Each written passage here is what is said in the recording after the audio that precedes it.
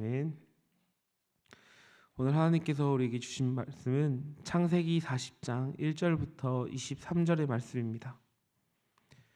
창세기 40장 1절부터 23절의 말씀입니다. 한 절씩 교독하고 마지막 절을 함께 읽도록 하겠습니다.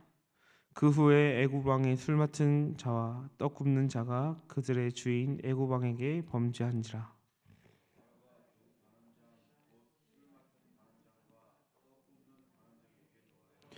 그들을 친회장의 집 안에 있는 옥에 가두니 곧 요셉이 갇힌 곳이라.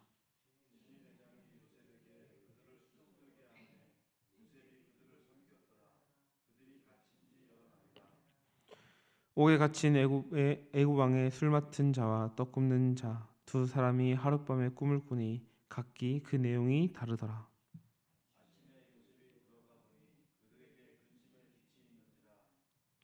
요셉이 그 주인의 집에 자기와 함께 갇힌 바로의 신하들에게 묻되 어찌하여 오늘 당신의 얼굴이 근심의 빛이 있나이까?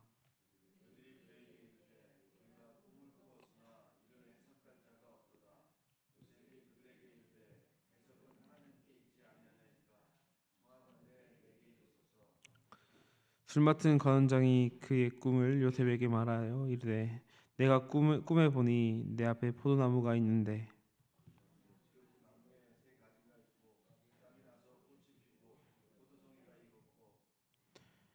내 손에 바로의 잔이 있기로 내가 포도를 따서 그 즙을 바로의 잔에 짜서 그 잔을 바로의 손에 들였노라.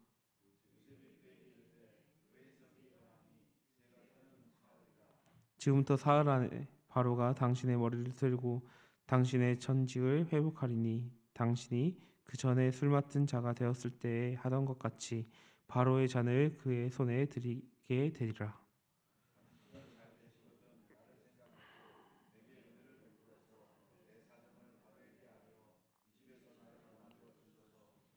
나는 히브리 땅에서 끌려온 자요 여기서도 옥에 갇힐 일이 행하지 아니었나이다.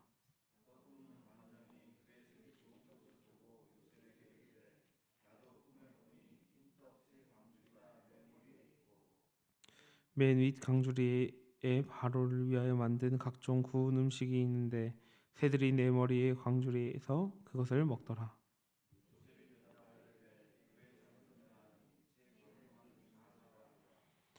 지금부터 사흘 안에 바로가 당신의 머리를 들고 당신을 나무에 달리니 새들이 당신의 고기를 뜯어 먹으리다 하더니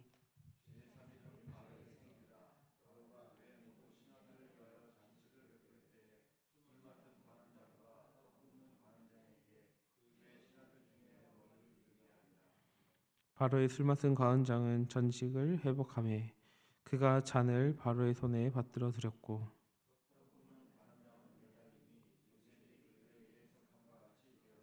함께 읽겠습니다.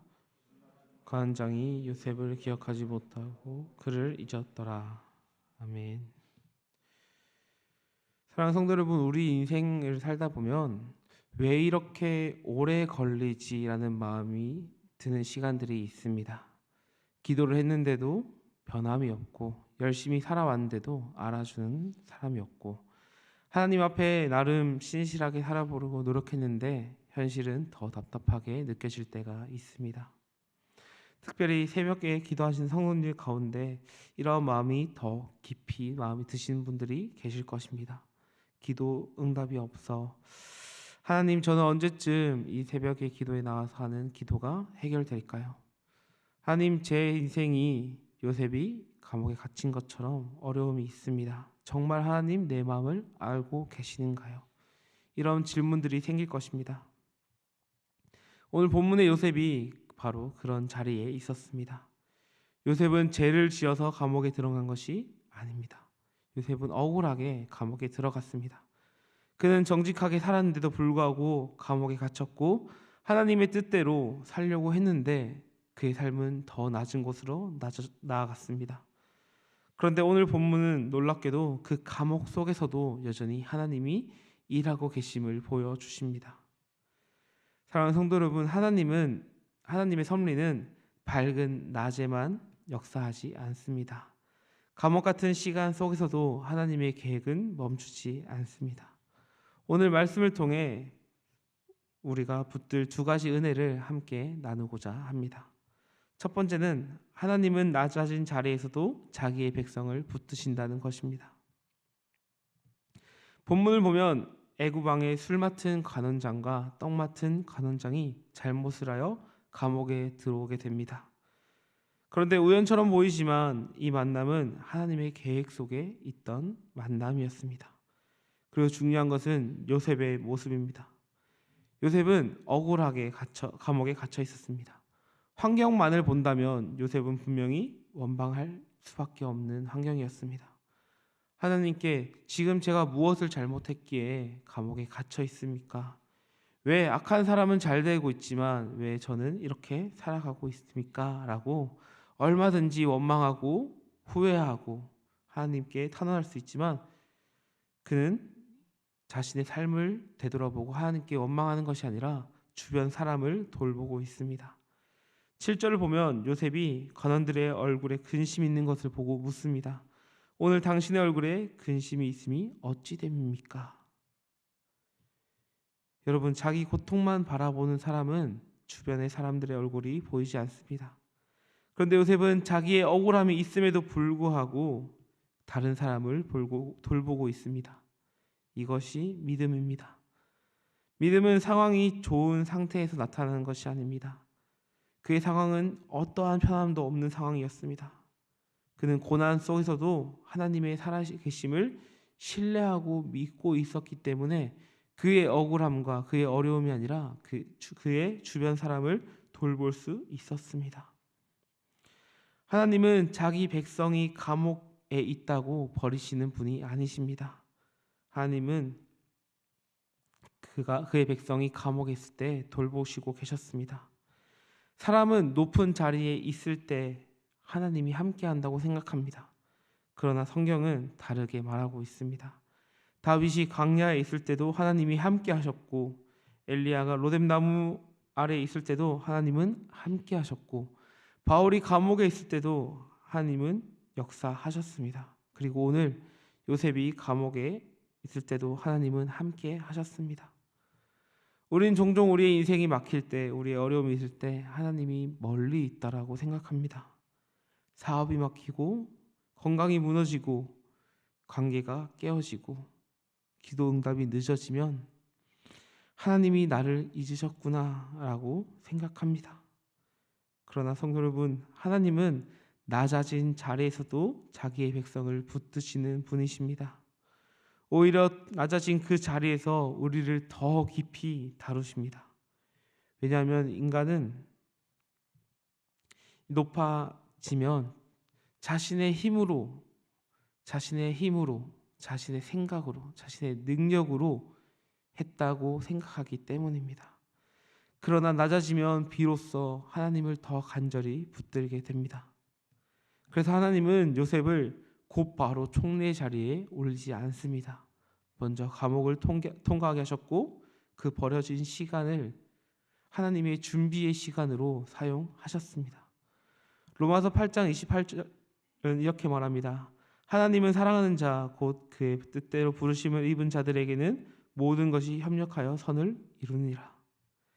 여기서 나오는 모든 것은 형통한 시간, 그 행복한 시간, 어쩌면 세상적으로 말하면 부귀영화를 누린 시간만을 말하는 것이 아닙니다. 그 형통의 시간은 억울함도 포함됩니다. 그 형통의 시간 가운데는 눈물도 포함됩니다. 기다림도 포함되고 어쩌면 감옥 같은 시간도 포함됩니다. 하나님은 그 모든 시간을 사용하셔서 자기의 백성을 빚어가시는 분이십니다.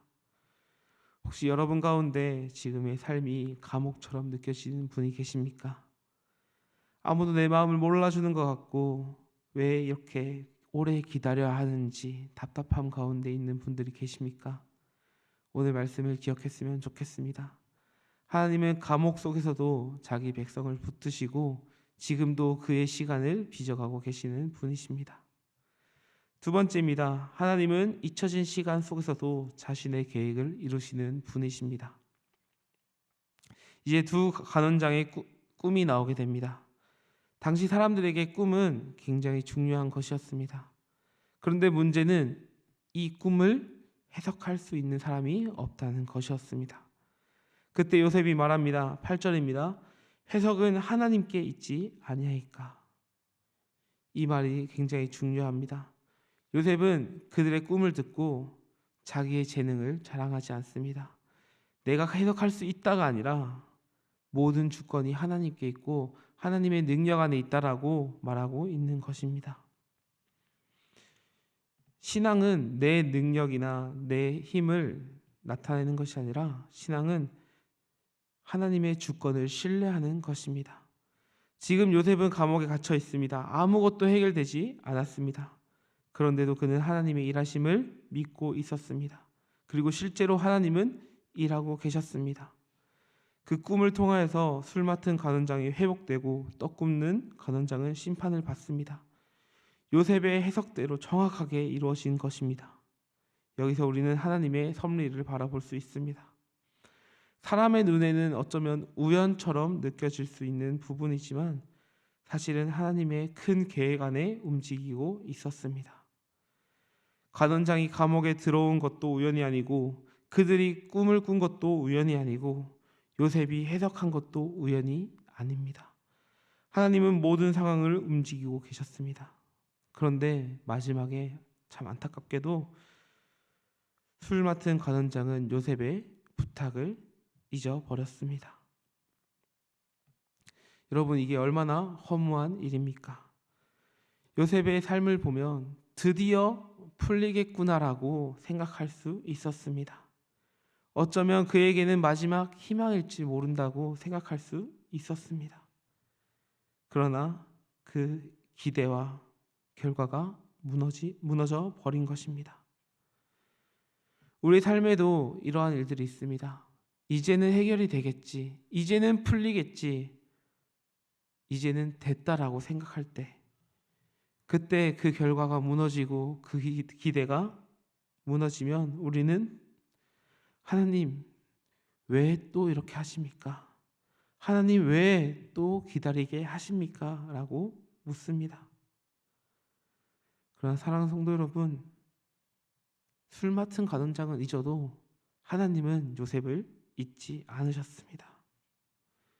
오히려 하나님은 하나님의 가장 정확한 때, 하나님의 가장 필요한 때를 기다리고 계셨습니다. 만약 그때 요셉이 바로 나왔다면 그는 총리가 될 수 없었을 것입니다. 왜냐하면 하나님의 때가 아직 아니었기 때문입니다. 우리는 우리의 기도가 바로 응답되길 기대하고 준비합니다. 그러나 하나님은 하나님의 때, 하나님의 정확한 때에 일하시는 분이십니다.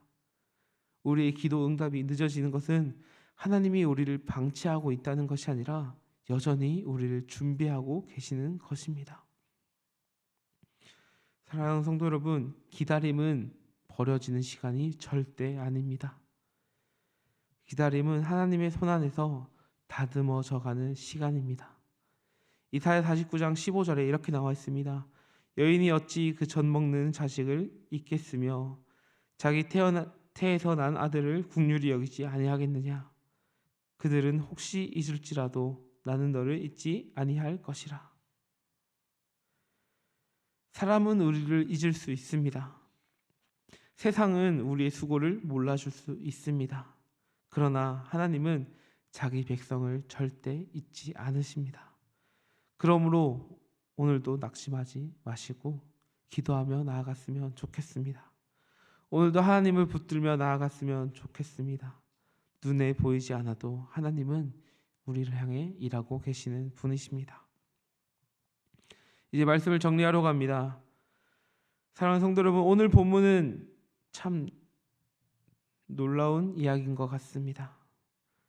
요셉의 이야기가 계속 전개되어 나가는데 해결될 것 같으면서도 해결되지 않습니다. 요셉은 계속 감옥에 갇혀 있습니다. 인생이 갑자기 바뀐 것도 아닙니다. 그런데 성경은 그 시간 속에서도 하나님이 요셉과 함께 하시고 계속해서 일하고 계심을 보여주고 있습니다. 요셉의 믿음을 보면 믿음은 모든 것이 해결됐다고 나아진 삶을 살아가는 것이 아닌 것 같습니다. 아직 감옥에 있어도 하나님이 나를 붙들고 계시고 하나님이 일하고 계심을 믿는 것, 신뢰하는 것, 이것이 믿음인 것 같습니다. 혹시 오늘의 기도의 자리에 나오신 성도님들 가운데 요셉과 같은 삶을 살고 계신 분이 있다면 하나님께 기도하며 나아갔으면 좋겠습니다. 우리의 삶이 힘들다고 포기하지 않고 요셉처럼 하나님이 지금도 어려운 삶을 붙들고 계시고 나와 함께 하고 계심을 신뢰하며 기도하며 나아갔으면 좋겠습니다. 그렇게 우리가 나아갈 때 요셉에게 일하셨던 그 하나님이, 요셉과 동행했던 하나님이 오늘도 우리의 삶에 동행하실 줄 간절히 소망합니다. 함께 기도하겠습니다. 사랑하는 하나님, 오늘도 말씀 가운데 우리를 불러주시고 또 우리를 붙들어 주심에 너무나 감사합니다. 요셉이 감옥 같은 시간 속에서도 하나님을 신뢰했던 것처럼 우리도 기다림과 답답함 속에서 낙심하지 않도록 주님 붙들어 주시고 오늘도 우리를 향해 기도하고 계시고 또 우리를 지켜주시고 우리와 동행하시는 하나님을 바라볼 수 있도록 붙들어 주시옵소서. 사람은 잊어도 하나님은 결코 우리를 잊지 않으심을 믿게 하시고 어떤 상황 속에서도 원망보다 믿음을 선택할 수 있도록 우리 가운데 그런 굳센 믿음을 허락하여 주시옵소서. 오늘 하루도 우리의 가정과 삶을 붙들어 주시고 주님의 평안이 우리 가운데 함께할 수 있도록 도와주시고 인도하여 주시옵소서. 이 모든 말씀 살아계신 예수님의 이름으로 기도합니다. 아멘.